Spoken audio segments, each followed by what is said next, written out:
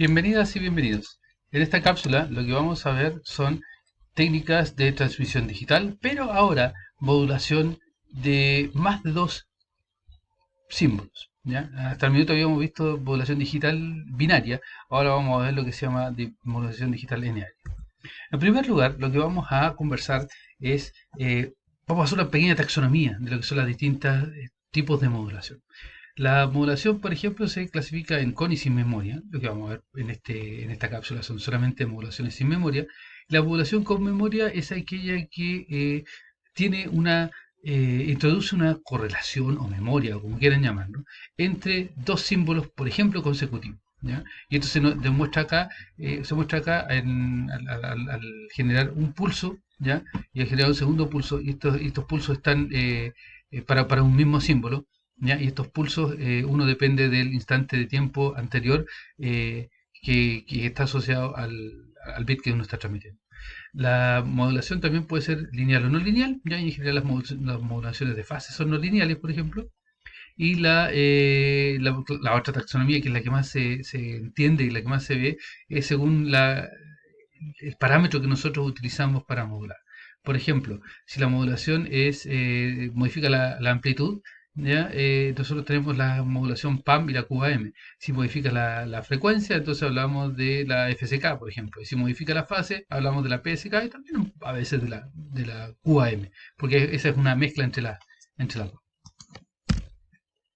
Vamos a partir con la PAM. La PAM es la modulación de amplitud y lo que hace es modula la amplitud de un pulso, ¿ya? Un pulso cuadrado lo vamos a ver ahora, pero puede ser en realidad cualquier pulso, por ejemplo, puede ser el coseno alzado, como conversado en otras oportunidades, y esa la modula utilizando m niveles, ¿ya? Esos niveles vienen dados por la expresión que está ahí, que en el fondo son más menos 1, más menos 3, más menos 5, etcétera, dependiendo de los niveles que uno utilice. ¿Ya? Entonces vamos a hablar también aquí de dos cosas.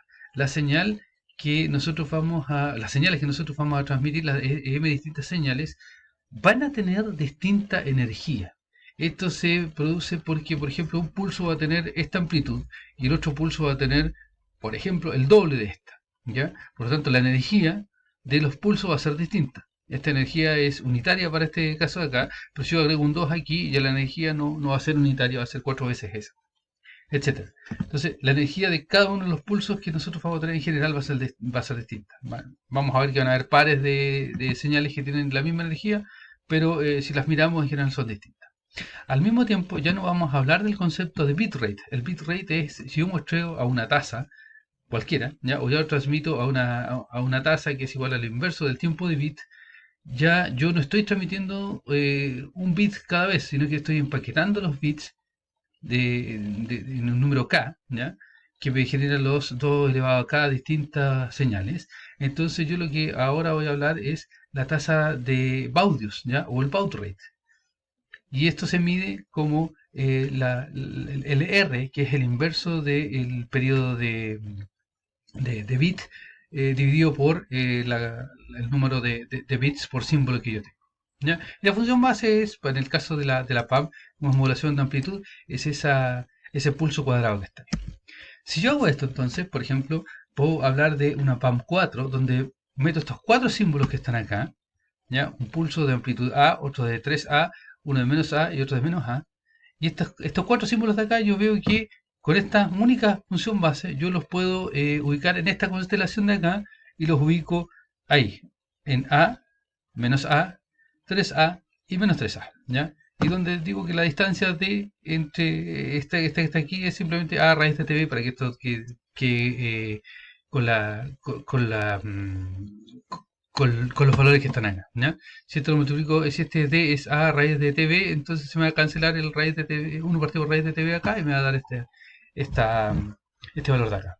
¿Ya? Y nosotros usamos convenientemente este valor como D, porque a mí me interesa hablar de las distancias, porque como ya habíamos visto en otras cápsulas, las distancias están asociadas a las energías.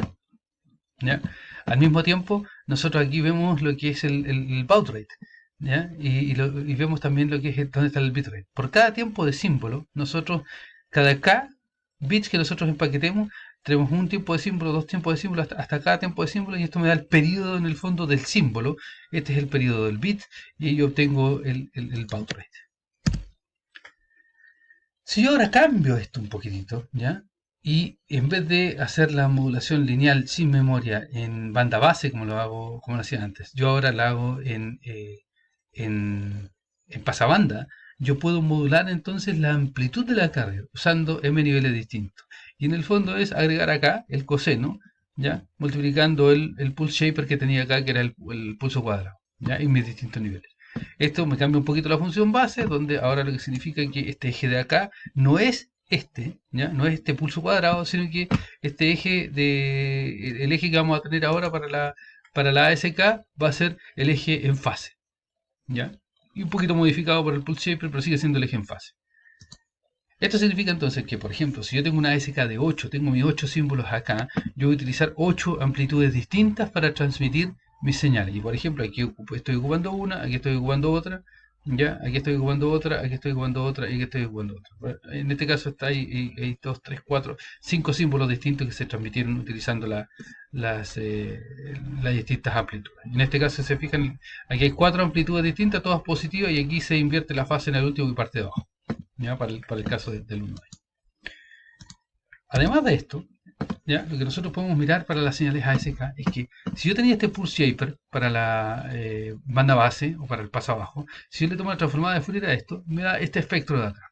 Cuando yo paso esta señal en banda base, la multiplico por la carga y la envío a pasabanda, lo que me va a pasar es obviamente la modulación del espectro del pulse shaper. Lo que voy a hacer entonces es que voy a colocar este espectro centrado en este positivo, ¿ya? En F sub C y en menos F sub C para el caso de mi pulse shaper que estoy usando acá, que es cuadrado. Si esto fuera un coseno alzado, este espectro va a cambiar ligeramente un poquito, pero me va a pasar exactamente el mismo fenómeno. Ahora, ¿cómo demodulo una señal que ya es de, por ejemplo, 8 o 16 símbolos distintos? Bueno, los esquemas son escalables. Y lo que tengo que hacer es colocar cada uno de los símbolos acá, ¿ya? Y usar, por ejemplo, la correlación. Y hago la correlación entre mi señal que recibo y cada uno de los templates que tengo acá, que va desde el 1 hasta el M. ¿Ya? Eso debería ser un M. Y después integro y sampleo en el punto T igual a TB. ¿Ya? Y eso es lo que yo después envío al detector. Esto es cuando yo uso la demodulación, debería decir aquí, basada en correlación. ¿Ya? Si la demodulación es basada en match filter, entonces hago exactamente lo mismo. Pongo el match filter para cada uno de los templates de los M que tengo y hago el muestreo en T igual a TB. ¿Ya? Esto va a hacer de que cuando yo quiera detectar ese problema que habíamos visto en cápsulas anteriores de que tenía dos gaussianas de media raíz de b y menos raíz de b y una potencia o una varianza, ¿cierto? La varianza que es igual a la potencia del ruido de n0 partido por 2 me genera dos gaussianas. Ahora voy a tener múltiples gaussianas. El caso 4 están aquí. Se fijan, estos son para el A y el menos el A y el menos A, o A medio, como dice aquí, porque esto lo tomé de otro libro. ¿Ya? Tengo todos estos casos acá. Y aquí lo que tengo son las mismas curvas de bit error rate versus razón señalada. ¿Ya? Y lo que nos dice esto es, por ejemplo, de nuevo, si me paro en 8, la probabilidad de error asociada a la PAM binaria, ¿ya? Es menor y bastante menor que la PAM 4, que la PAM 8, que la PAM 16, que la PAM 32, etcétera, etcétera, etcétera. ¿Ya? Y eso es lo que me está mostrando este ejemplo de acá. Eso quiere decir que si yo quiero tener mejor desempeño, menor probabilidad de error, entonces me conviene seguir trabajando con el ejemplo o el caso binario. ¿Ya? Eso es lo que me está diciendo esta curva de acá. Si ahora cambiamos de modulación y lo que usamos es la fase, entonces nosotros vamos inmediatamente a una modulación no lineal, ¿ya? Sin memoria, pero en la banda de paso.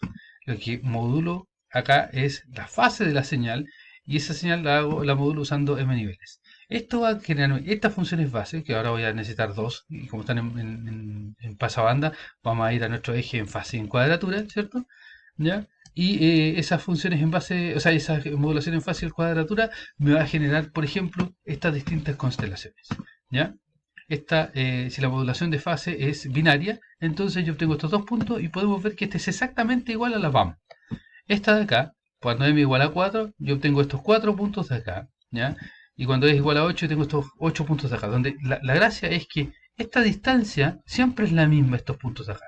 Y esto quiere decir que a diferencia de la PAM, la PSK pues la PSK, todos sus símbolos tienen exactamente la misma energía. ¿Ya? Aquí tenemos un ejemplo de cómo se altera la fase en una PAM4.